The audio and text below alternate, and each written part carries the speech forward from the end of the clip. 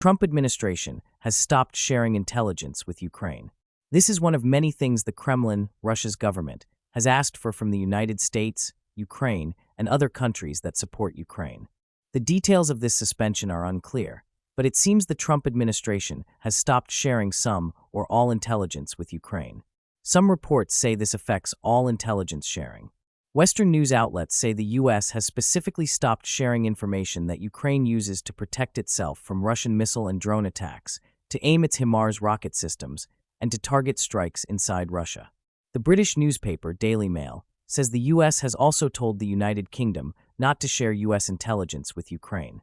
The Kremlin has repeatedly said that all foreign aid to Ukraine must stop as part of any peace agreement. On March 4th, Kremlin spokesperson Dmitry Peskov said that the U.S. provides Ukraine with intelligence like satellite data. Stopping U.S. intelligence sharing will make it harder for Ukraine to defend itself against Russian attacks. Ukrainian forces have been able to strike inside Russia and destroy important supplies, putting pressure on Russia. For example, in September 2024, Ukrainian forces struck a Russian missile and ammunition storage facility near Toropets, destroying 2 to 3 months' worth of Russia's ammunition. This facility also stored Iskander missiles, Tochka-U ballistic missiles, glide bombs, and artillery ammunition. Around the same time, Ukrainian forces struck the Tykharetsk arsenal, which contained at least 2,000 tons of munitions, including some from North Korea. In the past, Russian forces have used their large supply of artillery ammunition and glide bomb strikes to destroy settlements before attacking with infantry, especially near Avdiivka in February 2024, when U.S. military aid to Ukraine was delayed.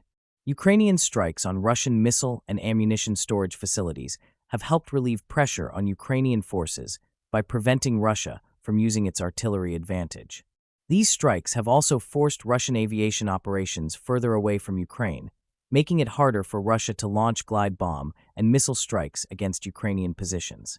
If Ukraine can't use ATACMS and HIMARS strikes against Russian air defense systems inside Russia and occupied Ukraine, Russian pilots may be more willing to fly closer to the front lines, allowing Russia to use glide bombs more effectively against both frontline areas and cities in Ukraine.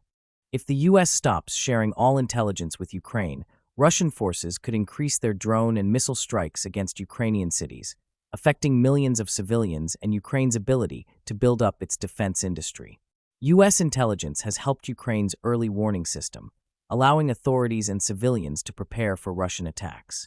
Without this intelligence, and with the U.S. also stopping supplies of Patriot air defense missiles, which Ukraine uses to defend against Russian ballistic missiles, the safety of Ukrainian cities would be severely threatened. Russian drone and missile strikes have already heavily targeted Ukraine's energy infrastructure and defense industry.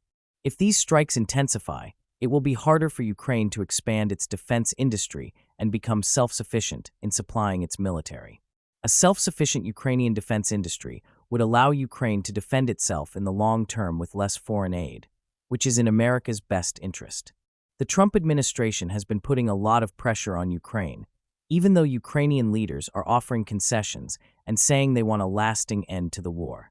These policies are weakening the U.S.'s ability to get Russian President Vladimir Putin to agree to a peace agreement that benefits the U.S., Ukraine, and Europe. On March 4th, Ukrainian President Volodymyr Zelensky said that Ukraine is ready to negotiate as soon as possible to bring lasting peace closer. He also offered to exchange prisoners of war, ban missile and long-range drone strikes against energy and civilian infrastructure, and reach an immediate truce in the Black Sea. Zelensky has said several times that he is willing to make concessions on territory, Ukraine's NATO membership, and his own position in office to secure a just and sustainable peace. In contrast, Putin and other Kremlin officials have not offered any meaningful concessions. They keep demanding that Ukraine completely surrender and that NATO withdraw from Eastern Europe. Russia's war in Ukraine has created many problems for Moscow, including issues with supplies, manpower, and the economy. These problems will get worse if Ukraine can continue its defensive operations. The U.S. should use these Russian challenges to get the concessions needed for a just and sustainable peace. However, U.S. policies that suspend military aid and intelligence sharing to Ukraine reduce the leverage that President Trump needs to achieve his goal of ending the war in Ukraine on acceptable terms, which requires increasing pressure on Russia not Ukraine. Kremlin officials have announced that they plan to take advantage of the suspension of U.S. military aid and intelligence sharing to make further gains on the battlefield. On March 5th, Russian Security Council Deputy Chairperson Dmitry Medvedev said that U.S. weapons supplies to Ukraine will likely resume, but that Russia's main task remains inflicting maximum damage on Ukraine on the ground. This statement is consistent with the assessment that Russian forces will likely try to take advantage of the pause in U.S. aid to make further gains in eastern and southern Ukraine to justify Russia's claims to the entire Luhansk, Donetsk, Zaporizhia, and Kherson regions. Medvedev also indicated that Russia knows it may have a limited time to leverage the U.S. suspension of aid to inflict maximum damage on Ukrainian forces. Russian forces exploited the previous suspension of U.S. military aid in early 2024, including by trying to seize Kharkiv city in May 2024 before U.S. military aid resumed flowing to Ukrainian forces on the front line.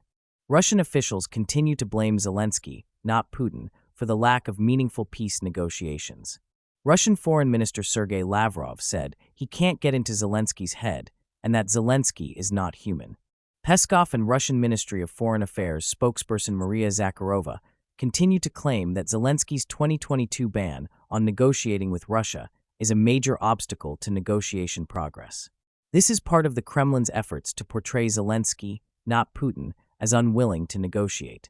However, both Zelensky and the Ukrainian parliament have publicly stated Ukraine's willingness to engage in good faith negotiations and have presented substantive ceasefire proposals, which is very different from the Kremlin's stance. Kremlin officials are also using business incentives to make further demands of the U.S. and to push the U.S. to recognize Russia's annexation of Ukrainian territory. On March 4th, Peskov said that Russia is open to working with U.S. companies, including in occupied areas of Ukraine. However, he questioned how Russia could cooperate with U.S. companies while the U.S. continues to sanction Russia. Peskov is likely setting conditions for Russia to demand that the U.S. remove its sanctions before Russia would conclude any economic cooperation deals that American and Russian delegations have discussed in recent meetings. Peskov's inclusion of Russia's illegally annexed areas of Ukraine in potential future U.S.-Russian economic cooperation deals is part of Russian efforts to coerce the U.S. into recognizing these territories as Russian.